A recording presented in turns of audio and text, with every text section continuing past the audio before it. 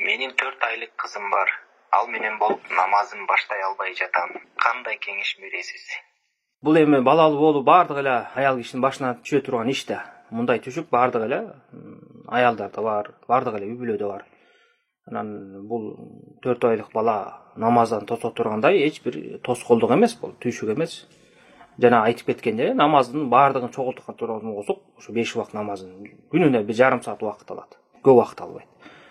Ошондуктан бул шылтоо эмес. Кичинекей баланын карап аткан убакытта намазын окуга келгенде дароо үйдө бирөө болсо ошого кармата калып намазын окуш керек, башка бирөө жок болгон болсо жанына коюп алып деле намазын окуса болот. Анча-мынча эми 1-2 мүнөт бала ыйласа, ал эчтеке деле эмес. Өтө каты ыйлап барып аткан болсо, ошо баланы көтөрүп алып да намаз окуй берсе болот.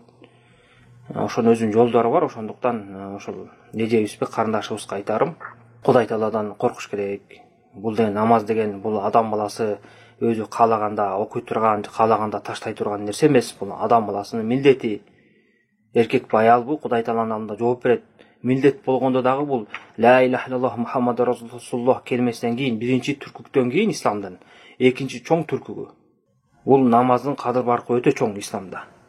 Намазды таштаган адам, такыр окуган адам бул эки дүйнөдө оңбойт. Ошондуктан буга деген жеңил карабаш керек. Көп көрүп эле жүрөбүз, угуп эле жүрөбүз, ушу намаздарын өтө жеңил карашат. Жалкоолук менен же башка себеп менен. Алар өзү ойлошсун, бул Кудай Тааланын алдында чоң күнөө кылып атышат.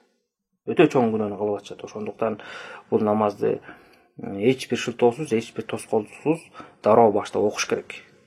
Эгерде бир нерсени түшүнбөй аткан болсо, ошону дароо сурап, кантип окуйм деп шарттарын сурап алыш керек билгендерден.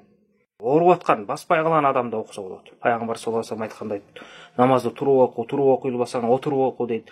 Отуруп окуй албасаң капталың менен жатып оку дейт. Адам баласы кыймылдабай калса дагы, ишол эң негизгиси акыл эси барбы? Ошондо дагы милдет болот, ошондо да окуш керек. Суу менен дараталат, суу жок болуп, суу таппай калган болсо, же суу алганга мүмкүнчүлүк, суу менен дараталганга мүмкүн болсо, анда таяммум менен окуйт. Таяммум менен топурак менен дараталуу да. Таза топуракты алып келип, ошого ниет кылып, эки колун уруп ошого жүзүн сүртүп, анан колун сотуп коет. Мына бул дараттын ордуна өтөт. Мына ушундай көп жеңилдиктер бар. Ошонун баарын сурап, адам баласы намазына жакшы көңүл буруп, намазын окуш керек.